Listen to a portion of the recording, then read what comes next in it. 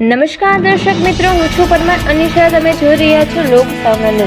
તો જોઈએ આજના સમાચાર સુત્રાપાડાથી અમારા રિપોર્ટર રામસિંહ મોરી સાથે.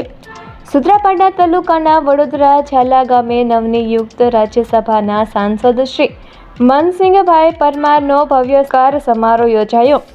સુત્રાપાડા તાલુકાના વડોદરા ઝાલા ગામ મહાબળ બાપાના પવિત્ર સાનિધ્યમાં નવનિયુક્ત રાજ્યસભાના સાંસદ માનનીય શ્રી મનસિંહભાઈ પરમારના સત્કાર સમારોહ ભવ્ય આયોજન કરવામાં આવ્યું હતું. આ સત્કાર સમારોહમાં વડોદરા ઝાલા ગામના વડીલો, આગેવાનો અને મોટી સંખ્યામાં ગ્રામજનોએ ઉપસ્થિત રહી સાંસદ શ્રીને શાલ, ફુલહાર અને મોમેન્ટો રૂપી ભેટ આપી સન્માન કરાયું હતું. આ પ્રસંગે સાંસદ શ્રી મનસિંહભાઈ પરમારે પવિત્ર શ્રાવણ માસના મહાબળ બાપાના દર્શન કરી ધન્યતા અનુભવશે તેમજ ગ્રામજનોનો આભાર વ્યક્ત કર્યો હતો અને ગામના વિકાસના પ્રશ્નોને વાચા આપવા તથા સરકારની વિવિધ યોજનાઓનો લાભ છેવાડાના માનવી સુધી પહોંચાડવા માટે કટિબદ્ધતા વ્યક્ત કરી હતી.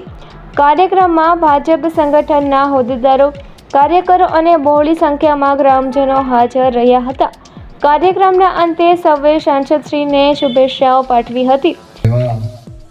પૂર્વ ધારાસભ્ય વડીલ મુરબ્બી આદરણીય હર્ષિભાઈ ઝાલા, આપણે એને પણ ના ભૂલી શકીએ એમ કે એને પણ આ વિસ્તારનું નેતૃત્વ કર્યું હતું. એની નીચે ક્યારે આપણને કામ કરવાનો મોકો નથી મળ્યો, પણ ઘણું સમજ્યું, ઘણું શીખવું છે અને ઘણું જાણવા પણ મળ્યું છે. નામ પ્રમાણે જેના ગુણ હોય અને આ ગામના સતત તરીકે પણ જેણે કામ કર્યું હતું, એવા આજે આ દિવસે આપણે હિંમતસિંહ ઝાલાને પણ ભૂલી ન શકીએ કે એના નામ પ્રમાણે એમનું ગુણ હતું અને આ ગામનું નેતૃત્વ પણ એમને કર્યું હતું અને ખૂબ નાની વયે ખૂબ મોટી લોકચાહના મેળવી હતી. માતા કંકેશ્વરી અને ભગવાન માવળ બાપાના સાનિધ્યમાં વડોદરા ઝાલા સમસ્ત ગામ દ્વારા નવનિયુક્ત રાજ્યસભા સાંસદ શ્રી મનસિંહભાઈ પરમારના સન્માન સમારોહની અંદર ઉપસ્થિત આપણા સૌના વડીલ આદરણીય કાળા બાપા ઝાલા,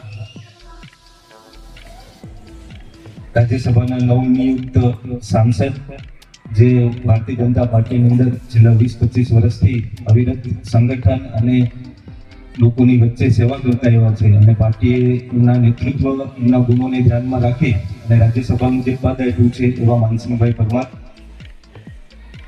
જુનાગઢ જિલ્લા પંચાયત હતી તે વખતના જિલ્લા પંચાયતના પૂર્વ પ્રમુખ શ્રી ભાઈ શ્રી શૈલેન્દ્રસિંહ રાઠોડ સાહેબ. તો ફરી મળીશું એક નવા સમાચાર સાથે. ત્યાં સુધી જોતા રહો લોક સામાન્ય.